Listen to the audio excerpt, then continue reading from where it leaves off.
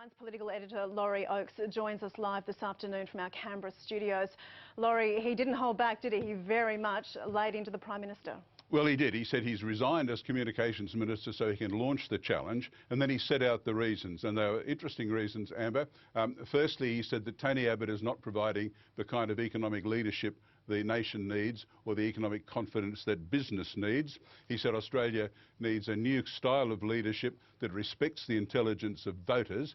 What he was saying was that Tony Abbott's three-word slogans no longer cut the mustard.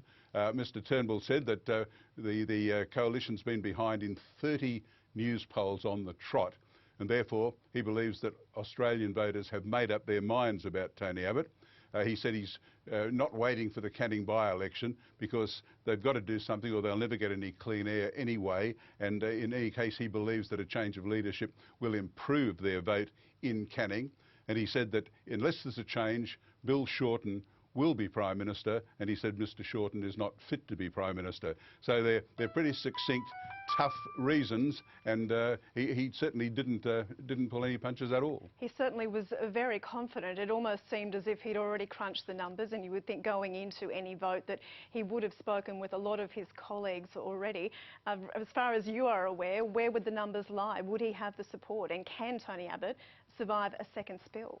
Well, I understand that Malcolm Turnbull is getting support for some very unexpected quarters. The right wing of the Liberal Party basically doesn't like Mr Turnbull. They were the ones who got rid of him when he was opposition leader and installed Tony Abbott in his place.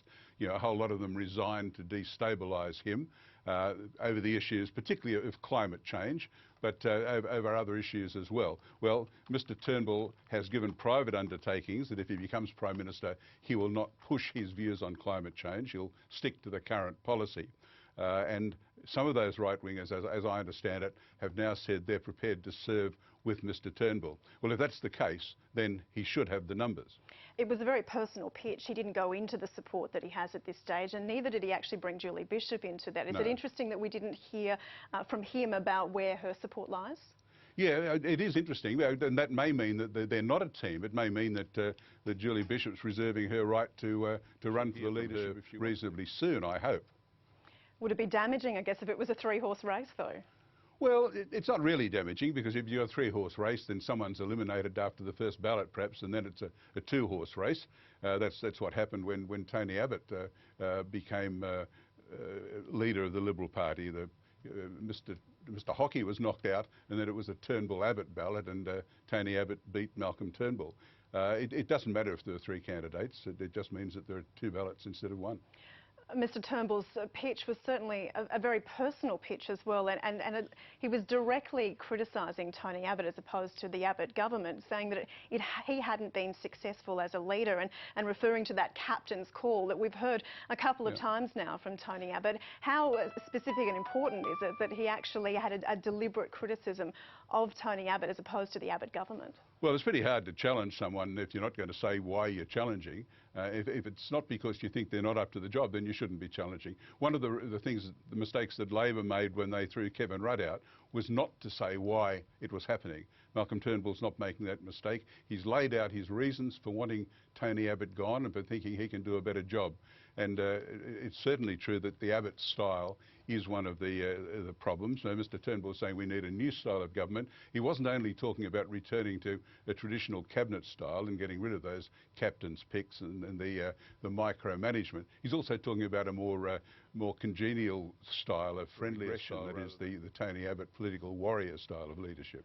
What happens now, Laurie? Are we expected to hear from Mr Abbott this afternoon? You mentioned we could also possibly hear from Julie Bishop.